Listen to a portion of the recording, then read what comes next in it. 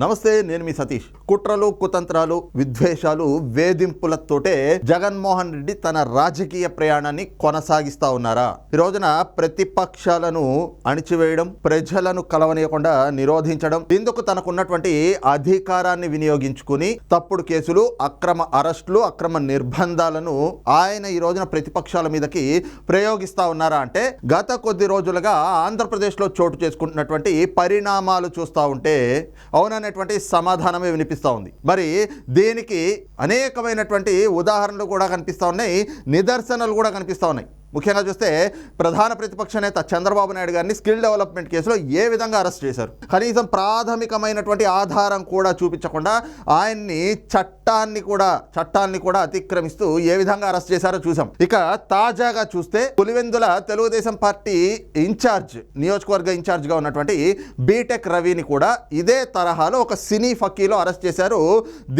ఇవే ఏదైతే జగన్మోహన్ రెడ్డి తాలూకు ఫ్యాక్షన్ రాజకీయాలకో లేదంటే రాజకీయ కక్ష సాధింపులకు నిలువెత్తు నిదర్శనం అనేటువంటి అభిప్రాయాలు తెలుగుదేశం పార్టీ శ్రేణుల నుంచి వ్యక్తమవుతా ఉన్నాయి. మరి నిన్న మొన్నటి వరకు చంద్రబాబు నాయుడు గారి అరెస్టు, ఆయన అరెస్ట్ అనంతర పరిణామాలన్నీ చూసాం కదా. ఇక తాజాగా బీటెక్ రవి గారి అంశానికి వస్తే ఆయన్ని కూడా అరెస్ట్ చేశారు. ఇక మ్యాజిస్ట్రేట్ ముందు హాజరుపరిచిన తర్వాత 14 రోజుల పాటు మ్యాజిస్ట్రేట్ ఆయనకి రిమాండ్ విధించారు. అయితే ముఖ్యంగా ఏదైతే బీటెక్ రవి గారిని అరెస్ట్ చేయడం వెనకాతల జగన్మోహన్ రెడ్డి కుట్ర ఏమిటి, ఈ రోజున ఆయన అసలు ఏ విధంగా అరెస్ట్ చేశారు, ఏ విధంగా ఆయనకి రిమాండ్ విధించారు అనే దానిపైన అయితే మాత్రం ఈ రోజున ఆంధ్రప్రదేశ్ రాజకీయ వర్గాల్లో చాలా వేడిగా చర్చ కూడా జరుగుతూ ఉంది. ముఖ్యంగా చూస్తే బీటెక్ రవి గారిని అరెస్ట్ చేసింది 2023 జనవరి 25వ తారీఖున యువగళం పాదయాత్ర. నారా లోకేష్ గారు, తెలుగుదేశం పార్టీ జాతీయ ప్రధాన కార్యదర్శి నారా లోకేష్ గారు యువగళం పాదయాత్ర ప్రారంభించడానికంటే ఒక రోజు ముందు కడప జిల్లాలో ఉన్నటువంటి దర్గాని, అక్కడ ఉన్నటువంటి కొన్ని ఏదైతే దేవాలయాలు ఉంటాయో వాటిని కూడా సందర్శించి అక్కడ ప్రార్థనలు చేసి అటు నుంచి తర్వాత రోజు ఆయన యువగళం పాదయాత్ర ప్రారంభించాలి అని చెప్పేసి నిర్ణయించుకున్నారు. ఈ క్రమంలో హైదరాబాద్ నుంచి ఆయన కడప జిల్లా చేరుకున్నారు. కడప జిల్లా చేరుకున్నటువంటి సమయంలో అక్కడ తెలుగుదేశం పార్టీ ఇన్ఛార్జ్గా ఉన్నటువంటి బీటెక్ రవి అలాగే తెలుగుదేశం పార్టీ శ్రేణులకిను అక్కడ పోలీసులకి మధ్య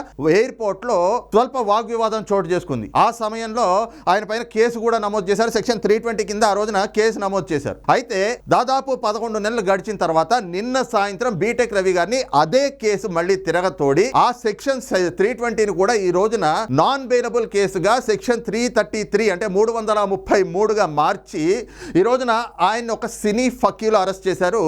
ఈ రోజున ఆయన అరెస్ట్ చేసినటువంటి విధానం కూడా ఒక కిడ్నాప్ చేసేటువంటి తరహాలో ఉంది అనేటువంటిది ఆయన కుటుంబ సభ్యులు, బీటెక్ రవి గారి అనుచరులు, తెలుగుదేశం పార్టీ శ్రేణులు కూడా ఆరోపిస్తున్నటువంటి పరిస్థితి. ఎందుకంటే నిన్న సాయంత్రం 6 గంటల సమయంలో కడప జిల్లాలో ఆయన ఒక ప్రైవేట్ కార్యక్రమానికి వెళ్తున్నటువంటి సమయంలో పోలీసులు కూడా పూర్తి మఫ్తీలో వచ్చి ఆయన వాహనాన్ని అడ్డుకొని ఆయన దగ్గర, ఆయన గన్మెన్ల దగ్గర ఉన్నటువంటి సెల్ ఫోన్లు లాక్కుని ఆ సెల్ ఫోన్లన్నీ స్విచ్ ఆఫ్ చేసేసి దాదాపు 4 గంటల పాటు ఆయన ఏమైపోయారనేటువంటి సమాచారం కనీసం కుటుంబ సభ్యులకు కూడా తెలియనీయకుండా చేశారు. ఈ క్రమంలోనే కుటుంబ సభ్యులు కూడా ఆయనకు ఫోన్ ట్రై చేస్తున్నా, ఆయన గన్మెన్లకి, ఆయన దగ్గర ఉన్నటువంటి ఆ డ్రైవర్కి ఫోన్లు ట్రై చేస్తున్నా కూడా ఎవరి ఫోన్లు కలవకపోవడంతో ఆయన కిడ్నాప్ అయ్యారా, అరెస్ట్ అయ్యారా అనేటువంటి అనుమానాలతోటి అక్కడ జిల్లా ఎస్పీకి ఫోన్ చేసినా, డిఎస్పీకి ఫోన్ చేసినా ఎవరు స్పందించలేదు. దీనిపైనే వారి కుటుంబ సభ్యులు కూడా తీవ్రమైనటువంటి ఆందోళన వ్యక్తం చేస్తూ ఉన్నారు. ముఖ్యంగా ఏదైతే న్యాయస్థానాలు అనేక సందర్భాల్లో చెప్తా ఉన్నాయి, ఎవరినైనా కూడా అరెస్ట్ చేసేటువంటి క్రమంలో వారి కుటుంబ సభ్యులకి సమాచారం ఇవ్వాలి,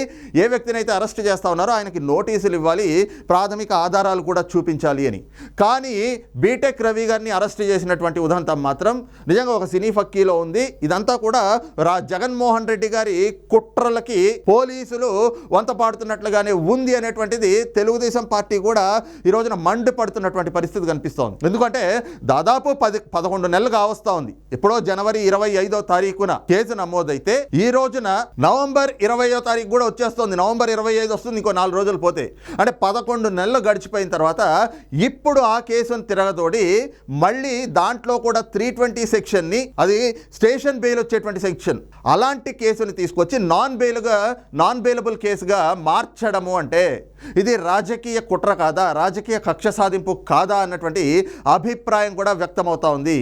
ఇక అనంతరం ఏదైతే ఆయన్ని అరెస్ట్ చేసిన తర్వాత ఆగమేఘాల మీద పోలీసులు ఎఫ్ఐఆర్ నమోదు చేయడం, ఆ తర్వాత వైద్య పరీక్షలు నిర్వహించి వైద్య పరీక్షల తర్వాత మ్యాజిస్ట్రేట్ ముందు కూడా హాజరుపరిచేందుకు తీసుకెళ్లినటువంటి సంఘటన కావచ్చు. అక్కడి నుంచి ఆయన ఏదైతే రిమాండ్కి 14 రోజులు రిమాండ్ విధిస్తూ మ్యాజిస్ట్రేట్ ఏదైతే 14 రోజుల రిమాండ్ని విధించారో ఇవన్నీ కూడా పూర్తి నాటకీయ పరిణామాల మధ్య చోటు చేసుకున్నాయి అనేటువంటి వాదన కూడా వినిపిస్తూ ఉంది. ఎందుకంటే ఆయన 6 గంటలకు అరెస్ట్ చేస్తే రాత్రి 12 గంటల సమయం వరకు 10-11 వరకు కూడా ఆయన ఎక్కడున్నారు ఎవరికి తెలియదు. 11 గంటల సమయంలో ఆయన్ని గవర్నమెంట్ హాస్పిటల్లో వైద్య పరీక్షలకు తీసుకెళ్లారు. ఇక అక్కడి నుంచి మ్యాజిస్ట్రేట్ ముందుకు తీసుకెళ్ళినప్పుడు కూడా మ్యాజిస్ట్రేట్ కూడా ఒకానొక దశలో పోలీసుల తీరుపైన ఆగ్రహం వ్యక్తం చేశారు అన్నటువంటి సమాచారం కూడా అంతా ఉంది. దాదాపు 11 నెలలు అయిపోతా ఉంటే 11 నెలల నుంచి ఎలాంటి యాక్షన్ తీసుకోకుండా ఈ కేసులో ఇప్పటికిప్పుడు 320 సెక్షన్ ని 333 గా నాన్ బెయిలబుల్ సెక్షన్ గా ఏ విధంగా మార్చారు, అసలు ఏ విధమైనటువంటి ప్రాథమిక ఆధారాలు లేకుండా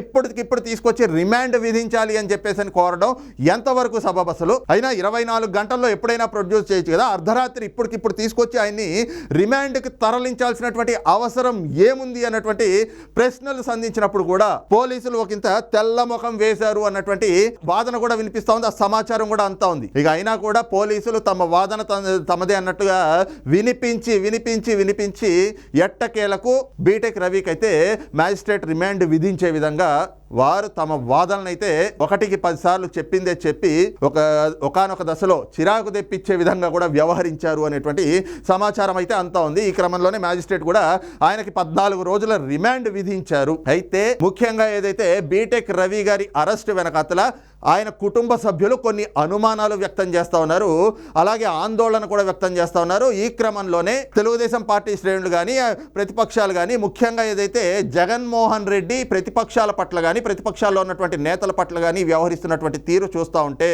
ఆయన కక్ష సాధింపు, ఆయన వేధింపులు పరాకాష్ఠకు చేరుకున్నాయి. ఇక బీటెక్ రవిని అరెస్ట్ చేయడం వెనకాతలు కూడా జగన్మోహన్ రెడ్డి తాలూకు ఒక మాస్టర్ ప్లాన్ ఉంది అనేటువంటి అనుమానాల్ని కూడా వ్యక్తం చేస్తా ఉన్నారు. ముఖ్యంగా ఏదైతే బీటెక్ రవి ఈ రోజున పులివెందుల ఇన్ఛార్జ్ గా ఉన్నారు. ఇటీవలే తెలుగుదేశం పార్టీ అధినేత చంద్రబాబు నాయుడు గారు కూడా కడప జిల్లా పులివెందుల పర్యటన సందర్భంగా బీటెక్ రవి గారే పులివెందుల అభ్యర్థి అని ప్రకటించారు. అంటే జగన్మోహన్ రెడ్డి గారి ప్రత్యర్థిగా తెలుగుదేశం పార్టీ నుంచి బీటెక్ రవి గారే రేపు రాబోయేటువంటి ఎన్నికల్లో పోటీ చేయబోతా ఉన్నారు. అయితే ఇప్పటికే ఒకవైపు వైసీపీ వైనాట్ 175 అంటూ వారు ప్రచారం చేసుకుంటున్నప్పటికీ అది కేవలం మేకపోతు గాంభీర్యం మాత్రమే.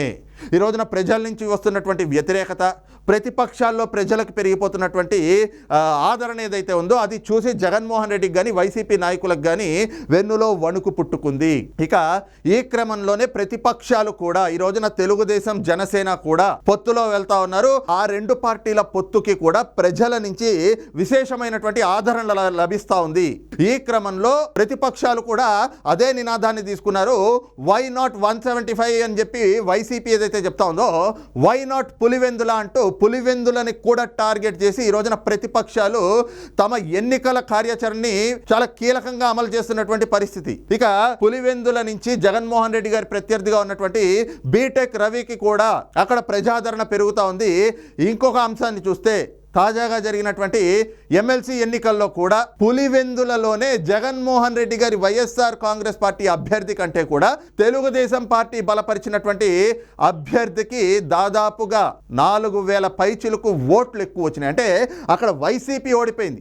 ముఖ్యమంత్రి గారి సొంత నియోజకవర్గంలోనే ఆయన పార్టీకి ఓట్లు పడలేదు.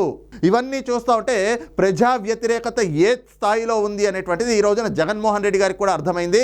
ఇక తెలుగుదేశం పార్టీ అభ్యర్థి గనక రేపు ఎన్నికల బరిలో నిలబడి ఇప్పటి నుంచి తాను ప్రచారం చేసుకుంటూ వెళ్తే ఖచ్చితంగా ఏదైతే ప్రతిపక్షాలు వై నాట్ పులివెందుల అని చెప్తా ఉన్నాయో అది జరిగేటువంటి ప్రమాదం కూడా ఉంది. కాబట్టి అది తన రాజకీయ అస్తిత్వానికి ఎంతగానో దెబ్బ వేసేటువంటి అవకాశం ఉంది, ఆ ప్రమాదం ఉంది అని గుర్తించి ఈ రోజున తెలుగుదేశం పార్టీ అభ్యర్థిగా బీటెక్ రవి గారు ప్రజల్లోకి వెళ్లకుండా ఉండేందుకు ఈ రకంగా కక్షపూరితంగా కుట్రపూరితంగా ఆయన పైన తప్పుడు కేసులు పెట్టి అక్రమ నిర్బంధాలకు గురి చేస్తా ఉన్నారు అనేటువంటిది ఈ రోజున బీటెక్ రవి గారి కుటుంబ సభ్యులు కావచ్చు, తెలుగుదేశం పార్టీ శ్రేణులు కావచ్చు తమ ఆందోళనని, అనుమానాన్ని వ్యక్తం చేస్తూ ఉన్నారు. మరో పక్కన చూస్తే కేవలం ఈ ఒక్క అంశమే కాదు, ఈ రోజున ఏదైతే వైఎస్ వివేకానంద రెడ్డి గారి హత్య కేసు 2019కి ముందు ఎంతో సంచలనం రేకెత్తించింది ఆంధ్రప్రదేశ్లో.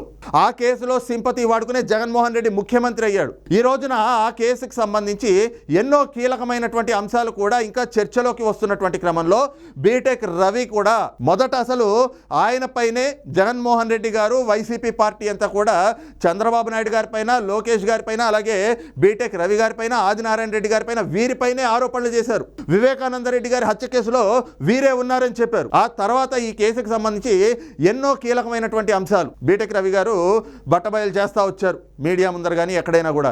ఇంకో పక్కన చూస్తే ముఖ్యంగా ఈ కేసుకి సంబంధించి ఎన్నో కీలకమైనటువంటి అంశాలు కూడా రాబోయేటువంటి రోజుల్లో బయటకి వస్తే కడప జిల్లాలో, అందులోనూ ముఖ్యంగా పులివెందుల్లో జగన్మోహన్ రెడ్డికి అవన్నీ కూడా ప్రజల్లో వ్యతిరేకం అయ్యేందుకు కారణాలు అవుతాయి. ఈ క్రమంలో బీటెక్ రవి ఇంకా బలపడతాడు కాబట్టి ఆయన్ని బయటకి రానియకూడదు, ఆయన బయట ప్రజలకి దగ్గర అవ్వకూడదు అనేటువంటి ఒక కుట్రపూరితమైనటువంటి ఆలోచన. అదే సమయంలో ఏదైతే ఆయన్ని సినీ ఫక్కీలో కిడ్నాప్ తరహాలో ఆయన ఏదైతే అరెస్ట్ చేశారో ఇదంతా కూడా చూస్తా ఉంటే బీటెక్ రవి గారి ప్రాణాలకు కూడా ముప్పు పొంచి ఉందా అన్నటువంటి అనుమానాలు వారి కుటుంబ సభ్యులు వ్యక్తం చేస్తూ ఉన్నారు. ఎందుకంటే కడప జిల్లా, అందులోనూ జగన్మోహన్ రెడ్డి గారి రాజకీయం అంతా కూడా ఏ విధంగా ఉంటుంది, ఒక ఫ్యాక్షన్ తరహా రాజకీయం ఉంటుంది. ఇంకా వివేకానంద రెడ్డి గారి కేసుకు సంబంధించి కూడా ఎంతో మంది కీలకమైనటువంటి సాక్షులు కూడా ఒక్కొక్కరిగా ప్రాణాలు కోల్పోతున్నటువంటి పరిస్థితులు చూస్తూ ఉన్నాం. ఇవన్నీ కూడా జగన్మోహన్ రెడ్డి గారి ప్రమేయం ఉందా అన్నటువంటి అనుమానాలకు కూడా దారి తీస్తున్నటువంటి పరిస్థితులు ఉన్నాయి. ఈ క్రమంలోనే ఏదైతే ఆయన్ని అరెస్ట్ చేసి ఈరోజు రిమాండ్కి పంపించారో ఆయనకి ఏదైనా జరిగితే మాత్రం జగన్మోహన్ రెడ్డి గారి బాధ్యత తీసుకోవాల్సినటువంటి అవసరం ఉంటుంది అని తెలుగుదేశం పార్టీ డిమాండ్ చేస్తుంది. అలాగే బీటెక్ రవి గారి కుటుంబ సభ్యులు కూడా డిమాండ్ చేస్తూ ఉన్నారు. ఎందుకంటే జగన్మోహన్ రెడ్డి గారి ఆలోచన అంతా కూడా ఒక ఫ్యాక్షన్ తరహాగా ఉంటుంది అని ప్రతిపక్షాలు మొదటి నుంచి కూడా ఆరోపిస్తూ ఉన్నారు, వాళ్ళు విమర్శిస్తూ ఉన్నారు. ఇక వాస్తవంగా ఆయన పరిపాలన చేసేటువంటి తీరు కావచ్చు, ఆయన రాజకీయం చేసేటువంటి తీరు కావచ్చు, గత కొద్ది రోజులుగా ఏదైతే రాజకీయ కక్ష సాధింపుల్లో భాగంగా ఆయన అధికార దుర్వినియోగానికి పాల్పడుతూ ప్రతిపక్షాలను అణచివేసేందుకు వ్యవహరిస్తున్నటువంటి ధోరణి కావచ్చు, ఇవన్నీ చూస్తూ ఉంటే ఆయన ఎలాంటి దుర్మార్గాలకైనా కూడా ఒడిగట్టేటువంటి ప్రమాదం లేకపోలేదు, అవకాశం లేకపోలేదు అనేటువంటి అనుమానాలు కూడా కలుగుతూ ఉన్నాయి. కాబట్టే ఈ రోజున బీటెక్ రవి గారిని కూడా ఏదైనా చేసే కుట్ర పన్నొచ్చు జగన్మోహన్ రెడ్డి గారు.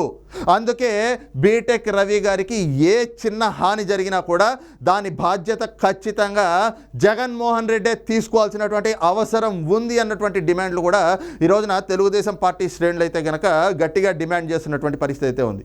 ఇక మొత్తం మీద చూసుకుంటే ఓవరాల్గా ఏదైతే ప్రతిపక్షాలను నిరోధించడానికి ప్రతిపక్ష పార్టీలపైన, పార్టీ నేతలపైన తప్పుడు కేసులు పెట్టి అక్రమ అరెస్టులు, అక్రమ నిర్బంధాలతోటి ప్రజలకి దూరం చేస్తూ తాను వాస్తవాలని బయటకు రానియకుండా తాను మాత్రం తన రాజకీయ కార్యకలాపాలు చేసుకుంటూ ముందుకు వెళ్ళిపోతూ మళ్ళీ కుట్రపూరితంగా అయినా కూడా ఆంధ్రప్రదేశ్లో అధికారాన్ని చేజెక్కించుకోవడమే లక్ష్యంగా జగన్మోహన్ రెడ్డి ఈ విధంగా ఒక వేధింపులకి పాల్పడతా ఉన్నాడు అన్నటువంటి అభిప్రాయాలు అయితే కనుక రాజకీయ వర్గాల నుంచి కూడా వినిపిస్తూ ఉన్నాయి. మరి ఈ అంశం పైన మీ అభిప్రాయం ఏమిటి అనేది కూడా కామెంట్ సెక్షన్లో మెన్షన్ చేయండి. Thank you.